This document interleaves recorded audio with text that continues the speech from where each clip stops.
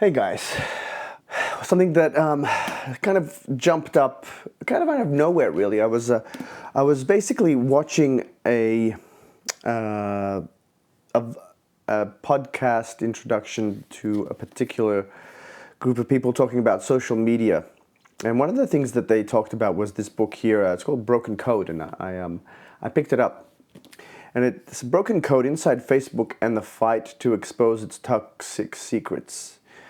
Anecdotally, I personally stopped using Facebook and most social media, after probably about 2019, 20. There wasn't really much more that I kind of did with it other than advertise, really. I mean, to me, it ended up becoming a real, I see it as an antisocial media, really, now. I was just reading this study in 2019, funnily enough, around the same year that I kind of stopped using all this stuff, was that what's the relationship between suicide and the use of social media? And the study concludes that there is a causal link between the long excess use of social media and the risk of suicide. There was like a big congressional hearing in the USA about it also. Now the book really, I've only started reading it and it already just really blew my mind as to this fact. And this is what I want to take away, what you would love for you to take away from this video, is that tech is not just tech. Tech is really, it's just the tinkering part of it. That's the part of tinkering. When it comes to we'll call it social media or social interactions, the big behemoth that is Facebook, Meta, whatever you want to call it, like this Instagram, WhatsApp not so much because it's more kind of direct contact, but these kind of open-ended streams of information that present to you based on a certain selection of your preferences. Twitter also. They're not social. It's not social. Being social now for me, after all this experience with Facebook, Twitter, Instagram, it's just the kind of place to just dump your thoughts or something. Maybe try and impress other people. I don't know. It felt like you were pushing something that maybe other people saw, but there wasn't any social element to it in the sense that you didn't sit there interacting with people. It was a very disconnected social experience.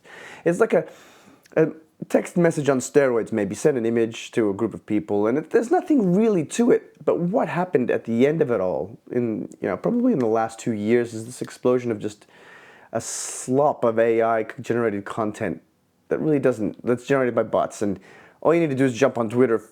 I've got a Tech Savar account on Twitter just to share my ideas on tech. And it's like bots following me. There's I think 2 people out of about 200 out of the 200 people that are following me, 2 of them are real. The rest are bots. I've clicked through a few of them and it's like, what is this bot? This is like, and they're all the same. They got this girl photo and you click it and it's got nothing, no content, nothing. And then it's like, well, why are these bots following me? It's really strange because they don't have any content. It's just so strange. It seems like it's some kind of I don't know. Anyway, so the whole point is that if you want to be social, tech can be social, but it's funny because the tech that's social isn't Facebook, it isn't Instagram. It's there sitting with some friends and coding, you're actually building something that actually solves a real problem. Facebook doesn't solve a problem. Instagram doesn't solve a problem. They don't do anything for you. Not after. I kind of felt like they solved the problem for advertisers because we used to advertise and communicate to groups of people for our events through Facebook, Instagram, and it was just a platform to send a message out for a company, and so people would buy tickets. There was to me, it wasn't social in the sense that I would talk to people and engage with people on a social level. That was happening, face to face on the phone, like FaceTime calling, talking, texting. The technology, we call it technology. The technology behind Facebook is something which is, I would say, it's become a kind of like a Frankenstein of what it was, based on what I've just read here, but also anecdotally from my own experience, it just doesn't do what it's meant to do. It doesn't solve the problem of helping you engage with people. I mean, I can still see posts from friends that I'd love to catch up with, but I won't have time, but I can still call them. I don't need to know what they're up to. It doesn't doesn't really mean anything to me unless I sit there and talk to them about it and engage with them. I guess it's like, go through Instagram, like something, and maybe you're engaging with that person on a level where they can go, oh, that person's thinking about me. Not that it really matters. Like, to me, I got to a point where it didn't even matter who liked the posts anymore, right? But what I do enjoy in terms of the social aspect, and this is what I realized when I was like, I work remotely and I really enjoy that. And I like engaging with, calls with the team that I work with via video. So I like to see people's faces. But it was great when, for the first time, I think in quite a long time, I sat down with a work colleague, a client who we're working on the project. He's doing a lot of the firmware stuff. I'm doing the mobile app side of things. And it was just great to actually be there and have a chat about personal things, and it really touched me. Like, it was really moving, the things that we talked about. We're talking about family stuff, right? There was just some, and I won't go into detail because it's not important, but it made me realize that human connection, that you don't get that through social media. You just don't. It doesn't matter how much text somebody writes. You don't communicate. The tone of voice or the sense of worry, or how they're feeling is what impacts you. That's the expression on their face. That's the tone of their voice. That's the things that they say in the way that they say them. The words themselves don't matter so much. My friend, or my work colleague, English isn't really his first language, so he doesn't speak very fluent English, but enough that I just understand what he's talking about, and not because of the words he uses, but because of the way that he talks, and there's a lot of people like that, and it brings me closer to them, and don't get me wrong, I love working remotely. That's great, and I did it as a digital nomad. But social media didn't help that at all. That wasn't really it. So I really, my next step is just to cancel all my non-business accounts.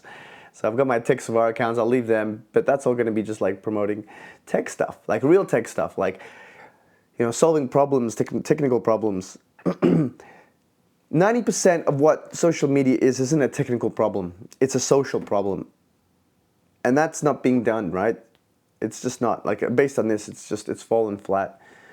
And all that's left is just a slop of AI and advertising that's just trying to get into your face, right? And that's not it. To me, that has absolutely no value. I don't want to sit there through advertising. There's enough of it everywhere. If I want to talk to people, I want to talk to them. I don't have to do it through someone trying to sell me something 99% of the time.